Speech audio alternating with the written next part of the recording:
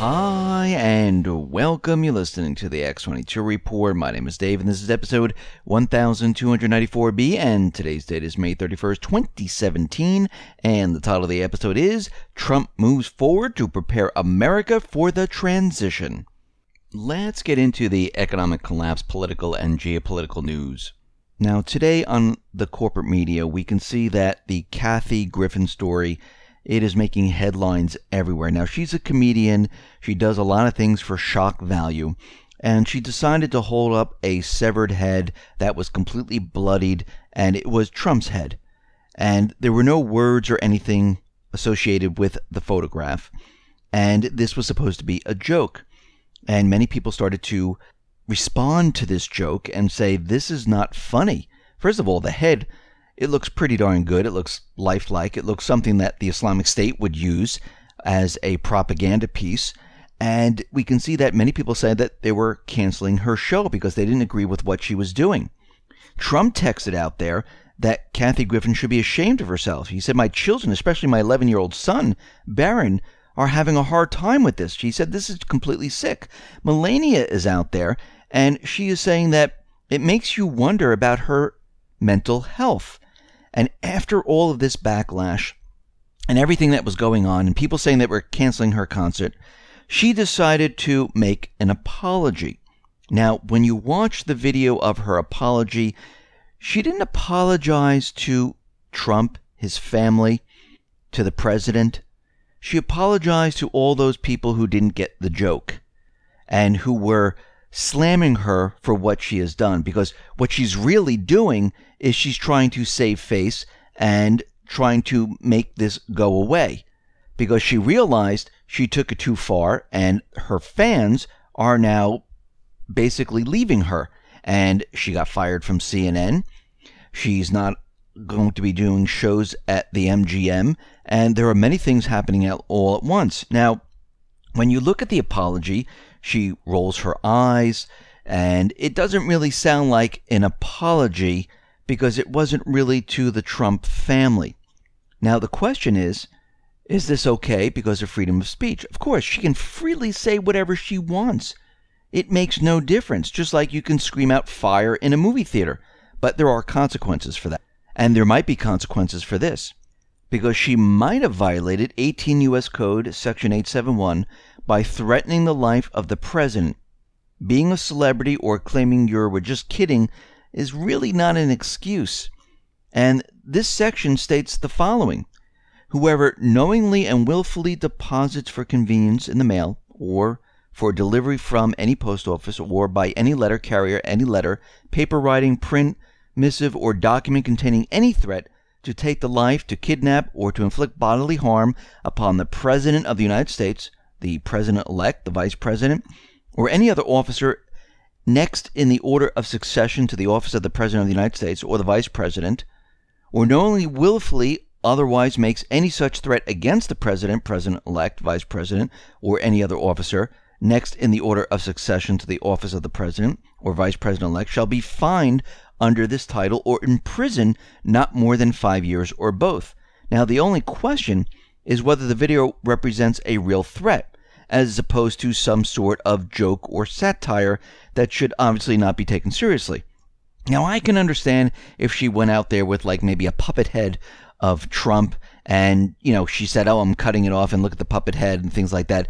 Yes, you can see that as a joke, but this holding the head all bloodied, making it look as lifelike as possible, well, I don't know if you can use this as an excuse. And apparently the people, even CNN, because they realized what was happening here, they were like, okay, we don't want to get involved with this whatsoever. We're not even touching this. She's just going to be fired from the New Year's show. So we could see right now that she might not be able to use the excuse that I'm a celebrity, this was a joke, and of course this is what she's trying to do. And we can see that this is all what the corporate media is focused on right now. And you have to realize at this point that, yes, you can joke about the president. You can joke about any president. But think about this. If this was done to Obama, what do you think the corporate media would have done? Do you think this would have just been, oh, what a funny joke? No, of course not. But because it's Trump, this is allowed. Now we're getting information that Trump is getting ready to remove the U.S. from the Paris Climate Accord. Axios is reporting that two sources with direct knowledge of the decision confirm President Trump has made his decision to withdraw from the Paris Climate Accord. It appears Trump has made his decision, and the details on how the withdrawal will be executed are being worked out by a small team, including the EPA Administrator Scott Pruitt. They're deciding on whether to initiate a full formal withdrawal, which would take 3 years, or exit the underlying United Nations Climate Change Treaty, which would be faster but more extreme. Now, Trump's decision reportedly follows a letter from 22 Republican senators, including Mitch McConnell, that called for a clean exit, had reinforced Trump's instincts to withdraw. And the president has been telling confidence over the past week that he was going to pull out. Now, we will have to see how this proceeds, but by doing this, pulling out of the Paris Climate Accord is the biggest thing Trump could do to unravel Obama's climate legacy, unravel the deep state and what they wanted to do. And this sends a signal to the rest of the world that America doesn't prioritize climate change and threatens to unravel the ambition of the entire deal. And again, Trump is moving in baby steps right now to prepare the United States for a transition. And to do this properly, he needs to undo many different things or renegotiate certain deals, because he realizes when the system is reset, our way of life is going to completely change. Again, we mentioned how the dollar most likely won't be the reserve currency. It looks like there are two pieces of legislation that are looking to control the Fed and then eventually get rid of the Fed. And we can see at this point, renegotiating NAFTA, and if that doesn't work, getting rid of it, trying to bring manufacturing back to the United States, trying to bring jobs back to the United States, getting rid of the TPP, joining the Belt and Road, and getting rid of the Climate Accord, removing the United States from this, is unraveling everything the deep state wanted from the beginning. And there's a lot more to do. Now, remember, the deep state is not just going to sit back and let this happen. But we can see at this point that we're going to go through this period of this transition where we need to be prepared and ready. Now, if Trump's plan does not work out, and he can't cut off the funding to the deep state will stay in power. And again, if you worked in a corporation and you dealt with many different levels and different factions within the corporation, you understand what he needs to do at this point. He needs to move slowly. He needs to realize who is working with him and who isn't working with him. I believe he has a team of individuals that are working with him to maneuver through all this. And again, it's like maneuvering through a minefield, and it is very, very difficult. But we can see at this point that he's doing whatever he possibly can. And there is a plan that is already set in motion, as we can see. Now, I think a lot of people thought he was just going to go in office and he was just going to start firing people left and right. This would not have worked at all. The deep state would have gone at him like there was no tomorrow. Actually, they probably would have just assassinated him. So he needs to move very, very slowly. Actually, he needs to make it look like he doesn't know what he's doing, like he's a bumbling idiot.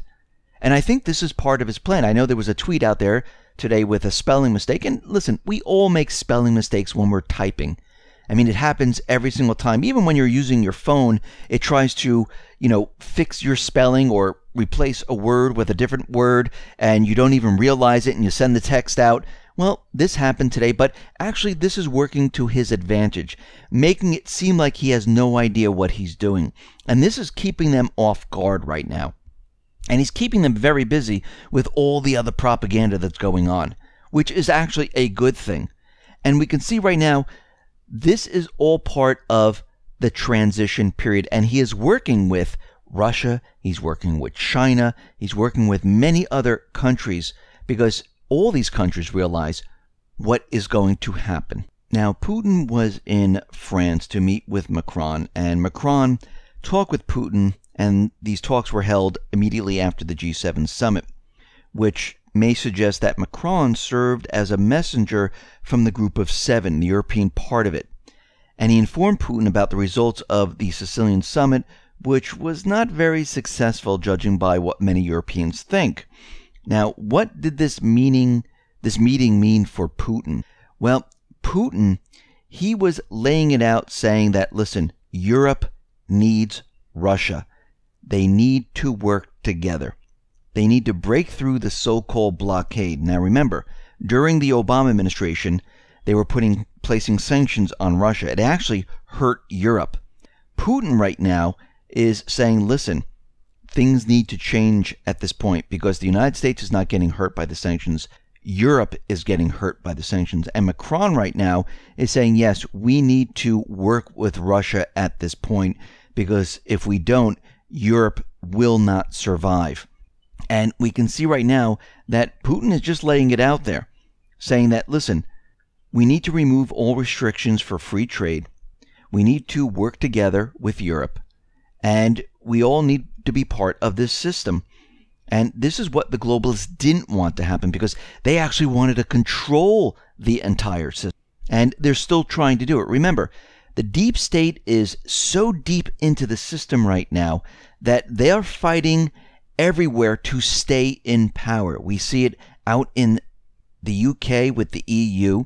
We see it out in the Philippines. We see it everywhere, and especially in the Middle East, where the deep state will not give up until the very end. Duterte right now, he was going to speak to the terrorists and try to work out something, but he says, no talks. We're going in and removing these individuals.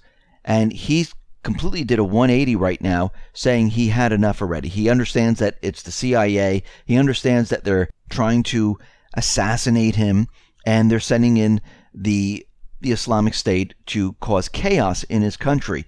And it looks like, just like he went after the CIA drug operation, he's going after their operation of terror. And he was successful with the drug operation. Most likely, he will be successful in getting rid of the terrorist groups because he's actually going after them.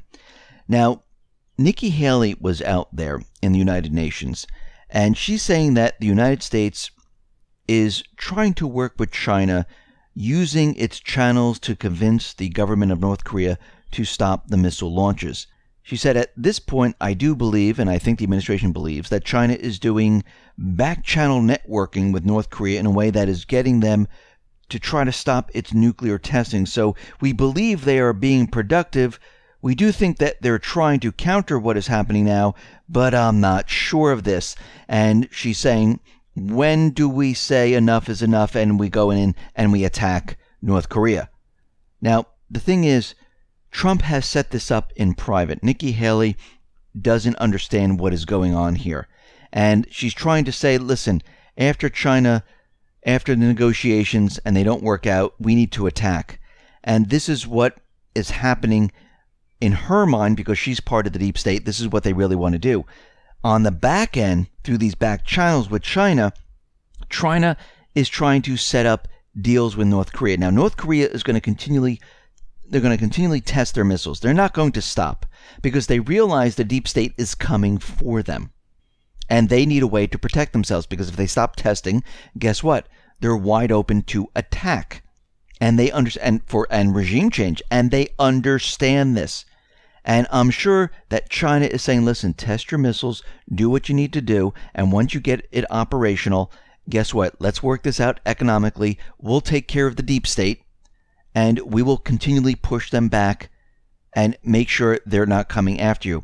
Because what we're seeing right now is the South Koreans, they want to speak to North Korea. Actually, before all this happened, North Korea and South Korea, they were getting closer and closer. They were going to make deals.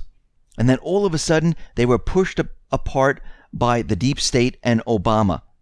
And now we can see Moon Jae-in, the president of South Korea, he wants to have talks with North Korea once again. Now, yesterday we mentioned how there was a THAAD system that he didn't understand how it got there. Basically what happened was his own military authorities, they deliberately withheld the information from the new president. They didn't want him to know there was additional THAAD systems in the country. They purposely left it off the government documentation, but he found out about it. So in South Korea, just like in the United States, they all have their deep state. They all have their own individuals that are running rogue, that are not working with the president. We can see it everywhere. And once again, we can see how this has been working. Here in the United States, Trump is doing the same thing. They are withholding. They're doing operations that he's not privy to because they're not telling him. You might think he knows everything, but he really doesn't, because we have different factions within the Pentagon. We have different factions within government, and they're not all reporting to Trump. They're reporting to their masters, whoever that might be.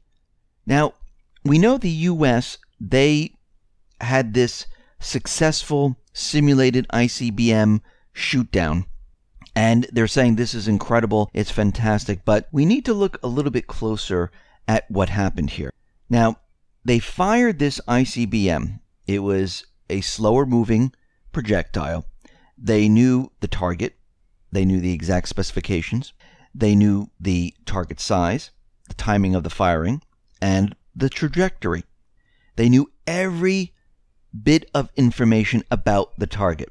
The U.S. missile defense system managed to physically hit the object under 100% optimal conditions.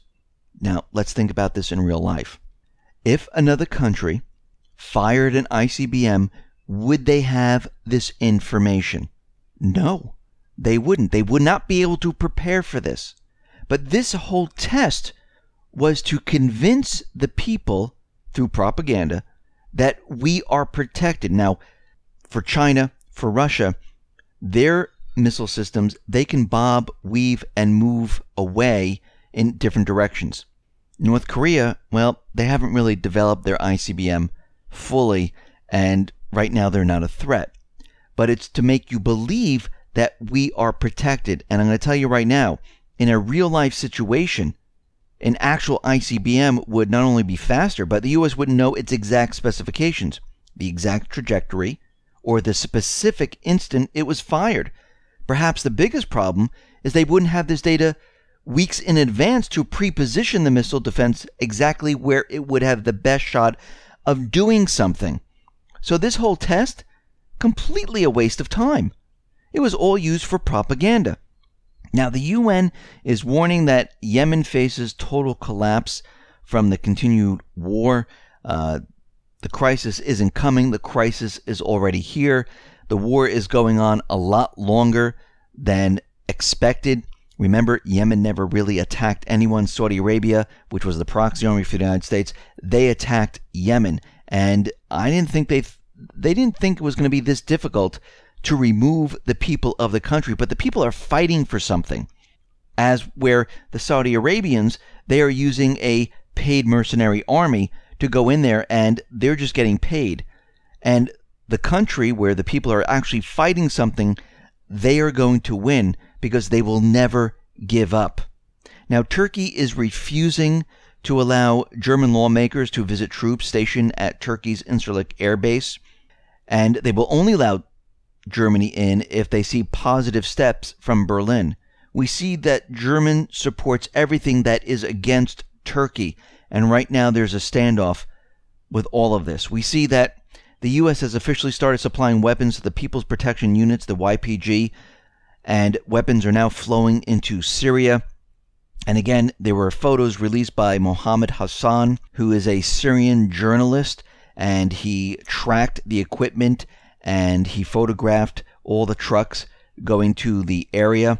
We see that Russia, they have fired cruise missiles at the Islamic State targets, and they did warn in advance the United States and Turkey and Israel before launching the missiles. And again, these missiles came from a frigate named Admiral Essen and a submarine named Krasnodar. And we can see that they are still pushing the Islamic State back, and they're going to continue to do this. And we see right now that the Islamic State, they are defecting to the moderate rebels because they realize they have to go back to the moderate rebels. This is where it all really came from. It's all one big terrorist group. And we see that the deep state, they are in trouble in Syria. They are losing ground. More and more towns, villages, and cities are being liberated, and they are moving eastward and clearing out every single town, and they're not stopping. Now, Putin said something very interesting. He was being interviewed in a French publication, Le Figaro, and he revealed that the U.S. president is more often than not just a figurehead of government. He said a certain person may be elected by the public on the basis of his merit and ideals, but rarely is this person able to formulate policy. Putin explained that the bureaucracy, which is another name for the deep state, they are the ones in control. And the deep state, he says, they're very powerful, and as such does not allow any real change in direction. Those individuals that are elected into the White House, they're only there to satisfy the illusion of democratic process that is taking place. He says in reality, men in dark suits who remain anonymous to the voting public continue to pursue the well-established interests of the U.S. elite with each incoming administration. And I find this very interesting that he is coming out and actually saying all of this, that the deep state is really in control, which tells me from what he's saying right now is that he's working with Trump, along with China, to remove this powerful entity. And we can see that everything that Trump is doing, we know that he's going up against the deep state. Many people might not see it right now. Many people are saying that, he's not working for the people. He's not trying to do anything, but he can't do everything all at once. He's not going to go out and say, I know who murdered Seth Rich. I'm going to put this person in prison. The deep state, remember, they're the ones who are holding the cards right now. They're intertwined into the government. They control a lot of different areas. They have the funding through the central banking system, which is part of the entire system. And to make a real change that has been basically entrenched in the system for hundreds of years, well, something has to change right now. And to make this change, you need to chip away at what they have done and try to expose everything they have done. And if you look at the small things that he is doing right now, and a lot of it seems insignificant, and a lot of it's not publicized. The corporate media is not even picking up on it, where he's reviewing the land. Just a review of the land. All the land that the president's put aside. Oh, the offshoring drilling, that's what he wants to do. He wants to drill up in Alaska. Oh, there's a representative that was sent to the Belt and Road. Oh, he wants to renegotiate NAFTA. He wants to get rid of the Paris Climate Accord. There's bills that are now in Congress where there needs to be an audit of the Fed. There needs to be control of the Fed. Remember, Trump is not working alone in this. There are other individuals that are working with him for the same exact cause. Each one of these things that he is doing right now, we're striking out the TPP and all the other stuff he's done. All of this is chipping away at the deep state, removing everything that they were trying to do. And in the process, also trying to bring manufacturing, trying to bring jobs back, preparing us for this transition that we are going to go through. Because when the system does come down, everything will change. We're going to go through very hard times. The government will not operate. Why do you think he's pushing out there trillions of dollars of budget cuts? Because he realizes that, listen, all this can't stay in place. All these entitlement programs, the millions of people that are employed by government, all of this is going to go away. I mean, even Malden Economics is saying that when we go through this reset, the tax revenue coming in will not exist. We're going to have deficits like we've never seen before. The government is going to fall apart at its seams. It's going to be awful. And the people are going to have to fend for themselves. And this is why you need to be ready and prepared with food, water, supplies, because when things start to fall apart, The value of the dollar is going to decrease until it is worth absolutely nothing. Credit will freeze up. Supplies will not come into the... We'll have a period of time where things will get very tough. And things will need to be reset. The free market will need to be reestablished. A new currency will be born. The Fed will be taken out of the picture. I mean, is this plan going to be foolproof? We'll have to wait and see. But this is the plan. And the deep state and the central bank, they have their plan. And this is the battle that we see right now on the corporate media. Yes, you're seeing the surface propaganda, waste of time stuff, but this is the battle. They don't want you to look at what's really going on, because if people really found out the truth, the country would be a complete disaster. So we see what's coming. We understand there's a transition coming. You need to get ready and prepared. Listen, everyone, thanks a lot for listening. Be well, be safe, and especially be prepared. Thanks a lot.